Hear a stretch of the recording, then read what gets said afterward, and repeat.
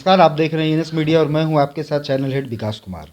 अभी हम पहुंचे हैं बांका जिला का बभनगामा पंचायत। मैं बताता चलूं कि बभना पंचायत के मुखिया जी की तरफ से सोशल मीडिया पे कल एक तस्वीर सामने उभर कर आई है, जो तस्वीर की अपने आप में बहुत कुछ बयां करती है। उस तस्वीर में मुखिया जी अपने पंचायत भवन में, जहाँ पे इनका बैठक होता है, जहाँ पे कई ग्रामीण मौजूद होते हैं, वहाँ पे झाड़ू लगाते दिखे।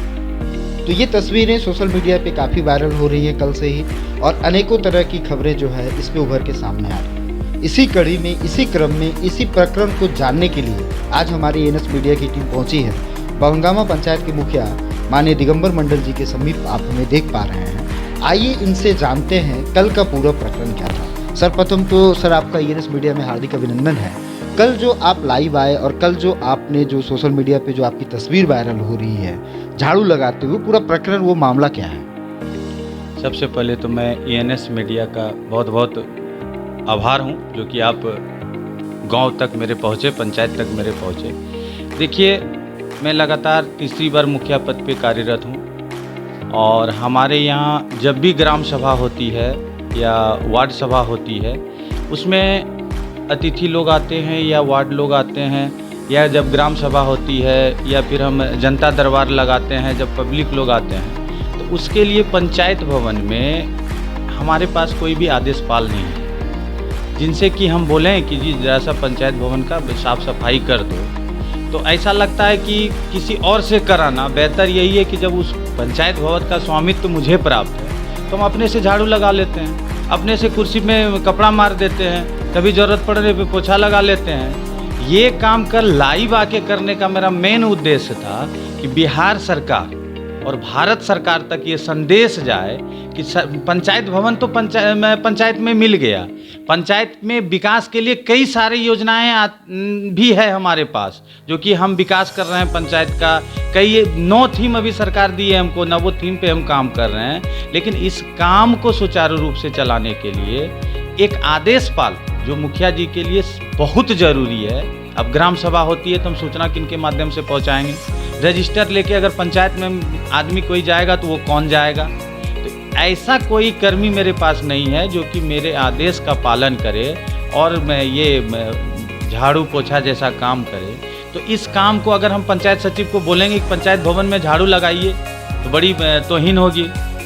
वो नौकरी करने के लिए आते हैं, कहेंगे हम कोनो 4th ग्रेड स्टाफ नहीं है। तो चलिए भाई, मुखिया जी स्वयं झाड़ू लगा लेते हैं। कम से कम ये वीडियो देख के, और हम कल आग्रह भी किए हैं मुखिया जिला संघ के अध्यक्ष होने के नाते बांका के, हम आग्रह किए सभी मुखिया जी से कि अपने पंचायत में आप स्वयं झाड़ू लगाएं, स्वयं सफाई करें, तब तक जब तक सरकार हमें एक आदेश पाल नहीं दे देती है।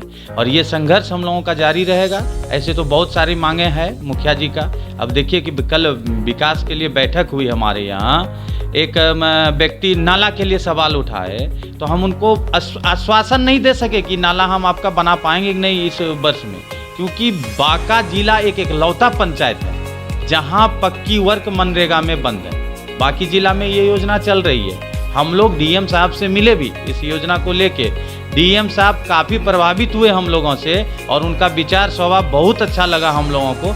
उन्होंने मौखिक आदेश तक दे दिया, ठीक है अगर बहुत अति आवश्यक किसी स्कीम का है तो आप लोग कर सकते हैं। लेकिन हमारे जो प्रखंड योजना पदाधिकारी पीओ साहब हैं, या फिर और कौन कौन पदाधिकारी हैं, ना जेई एस्टीमेट बनाते हैं, और जेई तो सीधे कहते हैं कि पीओ साहब मना किए हैं। पीओ साहब के पास जाते हैं, बोलते हैं डीडीसी साहब मना किए हैं। अब पता नहीं, मुखिया तो हम लोग हैं, कानून में कहता है कि हम योजना ले सकते हैं, लेकिन ये मौखिक आदेश कहाँ से चल रहा है, इसका खुलासा अभी तक नहीं हो पाया है। ये जो माननीय जिलाधिकारी से आप लोगों ने आग्रह किया था कि मनरेगा के तहत जो पीसीसी का जो भी काम होता है, पक्की वर्क में, तो उसमें जो आप लोगों की तरफ से कोई ज्ञापन, कोई आवेदन नहीं दिया गया था उनको? नहीं, लिखित आवेदन नहीं दिए थे। हम लोगों की पहली मुलाकात थी, डीएम साहब से नए आए थे और अभी हैं ही डीएम साहब। मौखिक में उन्होंने आश्वासन दिया कि आप लोग कर सकते हैं, और लिखित की कोई आवश्यकता है नहीं ना, क्योंकि लिखित में हमको तो कोई बंद नहीं किए हैं। अगर मेरे पास भी कोई लिखित आदेश होता कि नहीं इस योजना को तत्काल बंद किया जाए तो होते। ये मौखिक बंद किया गया है, इसलिए मौखिक आदेश पे हम खुलवाने का प्रयास किए। ये सरासर ब्लॉक में जो कार्यक्रम पदाधिकारी हैं ना, वो लोग मनमनाही कर रहे हैं। मुखिया के हक का हनन कर रहे हैं। वो लोग मुखिया के पावर को यूज करने नहीं दे रहे हैं मुखिया जी को। तो इसके लिए भी हम लोग संघर्ष करेंगे। अभी तत्काल तो सरकार से देखवे कि ये जो ब्लॉक की जो आप जिन्होंने आपने जिन पे आरोप लगाया, तो उन चीज़ों के लिए आप लोग कितना संघर्ष करने वाले हैं? आने वाले समय में इस चीज़ को क्या आप एक मुहिम के रूप में लेंगे, या नॉर्मली ठीक है नहीं माने तो नेक्स्ट टाइम देखते हैं, कुछ ऐसा? इन चीज़ों को कितनी गंभीरता से आपने लिया है? बिल्कुल गंभीरता से लिए हैं और लेंगे भी। हम तो भारत सरकार के मंत्री माननीय पंचायती राज मंत्री गिरिराज सिंह जी को भी अपना ज्ञापन दिया है। उस समय मैं माननीय मंत्री सम्राट चौधरी जी थे पंचायती राज, उनको भी ज्ञापन दिया है। तो काम प्रोसेस में है और हम लोग संघर्ष करेंगे और ज़बरदस्त संघर्ष करेंगे। मांग मेरा जायज़ है, और अगर मांग मेरा नाजायज़ है तब तो कोई बात नहीं है। अगर एक मुखिया जी को कहते हैं भाषण में कि मुखिया जी मुख्यमंत्री होते हैं पंचायत का, और हम देखते हैं कि एक साधारण राज्य मंत्री अगर है सरकार में, बिहार सरकार में, तो उनके पास कितना आदेश पाल है, कितना मतलब कि बीपीएससी रैंक का लोग उनका पीएस होते हैं, आईएएस रैंक का उन लोग उनका सचिव होते हैं। अब मुखिया जी के पास एगो 4th ग्रेड का स्टाफ नहीं है जो कि उनका काम कर सके। तो क्या मुख्यमंत्री है मुखिया जी? मतलब केवल कहने के लिए कि बहुत मुखिया जी आदेश पाल को लेके जो आपने सवाल उठाया, आदेश पाल को लेके बिहार मुखिया संघ के अध्यक्ष जो भी हों, या आप लोगों की तरफ से, तमाम मुखिया की तरफ से, क्या इस मामले में आगे बातचीत हुई है कभी पंचायती राज मंत्री से इस चीज़ों को लेके? हाँ, हम स्वयं बातचीत किए हैं पंचायती राज मंत्री से। पिछले बार जब वो पटना में कार्यक्रम था, उसमें पंचायती राज मंत्री के साथ मेरा डिबेट हुआ, जिसमें उपस्थित थे गिरिराज सिंह जी उपस्थित थे, सम्राट जी उपस्थित थे, नितिन नवीन जी उपस्थित थे, बिहार सरकार के कई गण्यमान्य मंत्री उपस्थित थे, जेपी नड्डा महोदय उपस्थित थे। वहाँ हमने अपना बात को रखा। अब बात है कि वो पंचायती राज मंत्री जो सम्राट जी थे, वो हमको आश्वासन भी दिए थे, ठीक है अब आपके आवेदन पे विचार किया जाएगा। तब तक तो सरकार बदल गई।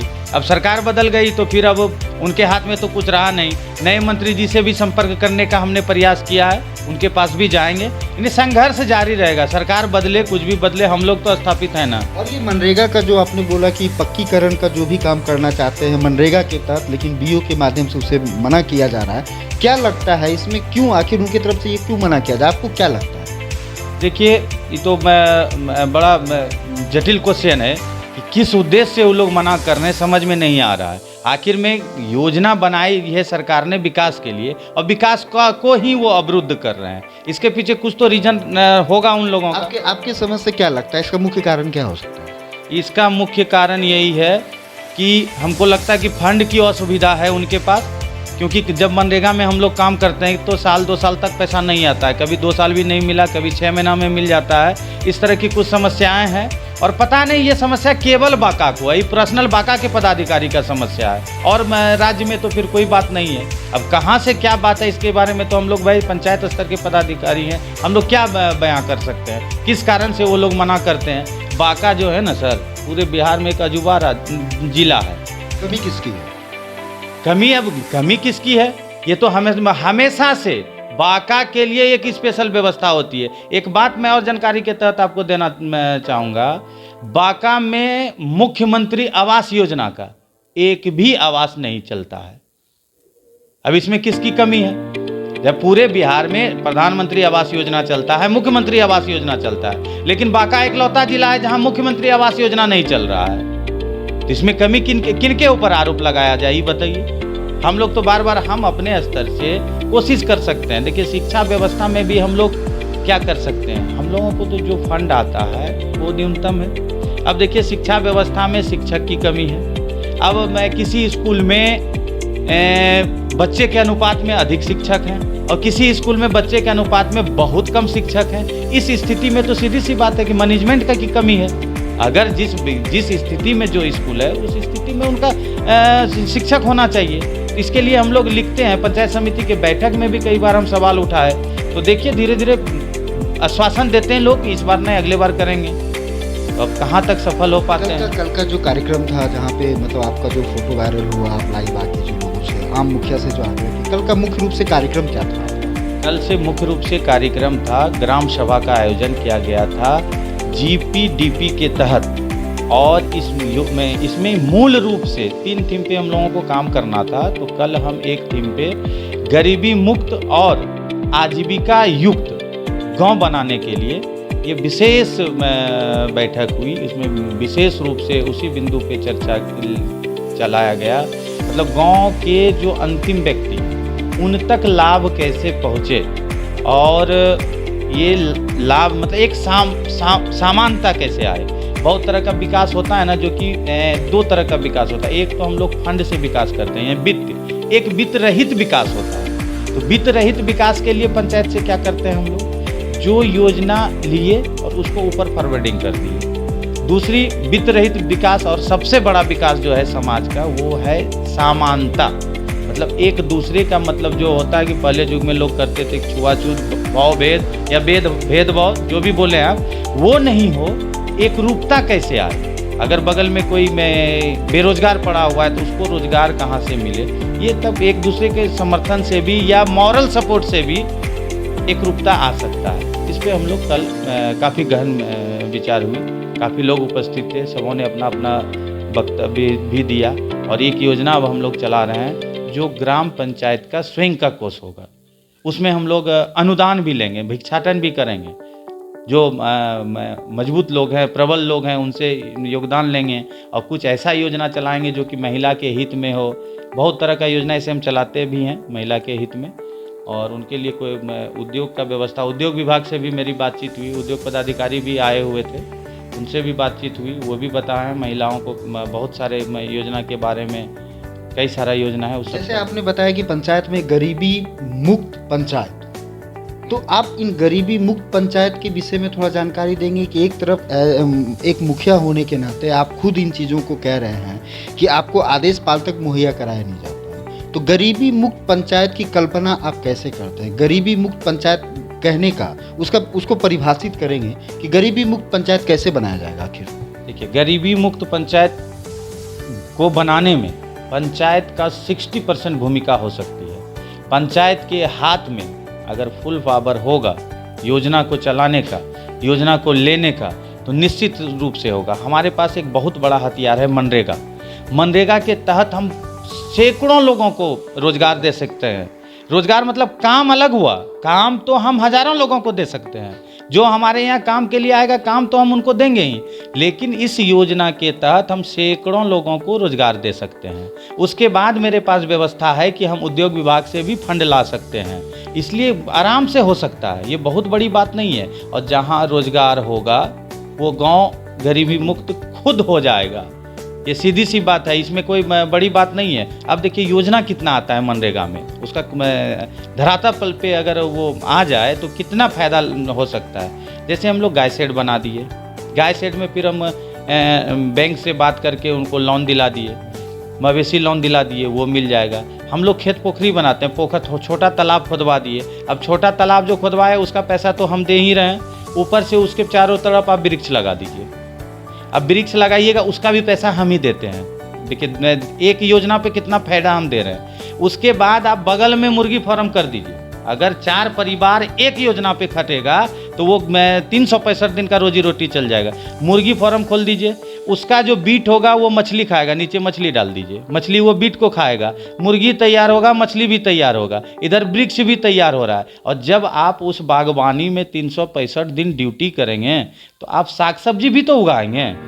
वो साग सब्जी आप अपने घर में यूज कर सकते हैं, या बगल बेच के उससे भी पैसा से आप अपना भरण पोषण कर सकते हैं। तो इस तरह की कई सारी योजनाएं हैं जो कि आराम से पंचायत चला सकती है। और उद्योग विभाग तो इतना मदद कर रहा है अभी पब्लिक को कि कहने का बात नहीं। खास करके बांका जिला में जो भी उद्योग पदाधिकारी आए हुए हैं वो तो एकदम गांव-गांव जाके कहते हैं कि भाई हम पैसा देंगे, बैंक पैसा नहीं देती है तो हम जाएंगे बैंक, आप लेने के लिए तैयार हो जाओ, आप करने के लिए तैयार हो जाओ तो हम आपको निश्चित रूप से पैसा देंगे। अब इतना एक्टिव है।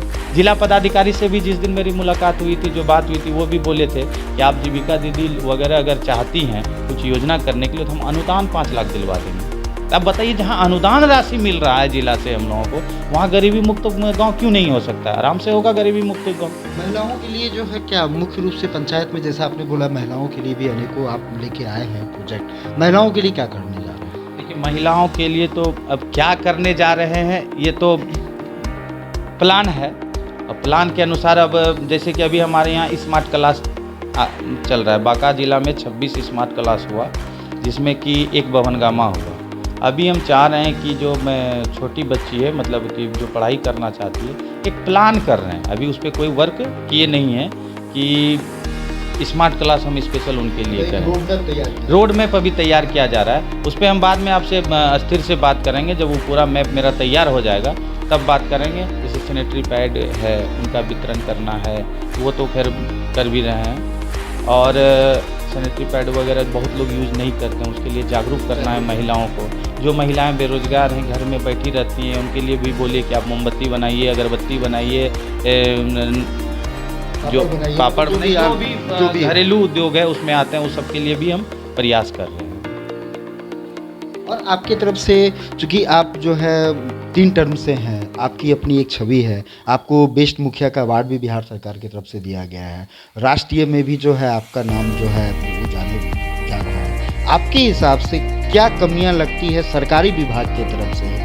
चूँकि नगर पंचायत का जब हम न्यूज़ कवर करने जा रहे थे, नगर पंचायत चुनाव अभी सामने है, आप जैसा जान रहे हैं, तो उसमें कई जो है वार्ड सदस्य और जो यहाँ तक कि चेयरमैन और पूर्व चेयरमैन ने सीधी उंगली उठाया कार्यपालक अभियंता पे और सरकारी विभाग पे कि भ्रष्टाचार में लिप्त है। अगर इंदिरा आवास की बात की जाए तो उसमें इनसे जो लाभुक है उनसे पैसा लिया जाता है। इन चीज़ों को दिगंबर मंडल जी कैसे कंट्रोल करते हैं, या आप इन चीज़ों को कैसे कंट्रोल करेंगे आप अपने पंचायत में, सरकारी विभाग में? अब नगर निगम की तो बात हम नहीं कर सकते हैं। जब हम खुद पंचायत के मालिक हैं और जिस घर का गार्जियन मजबूत होगा, तो अगर इंदिरा आवास सहायक अगर वो भ्रष्टाचार कर रहा है तो वो दोष गार्जियन का हो जाएगा।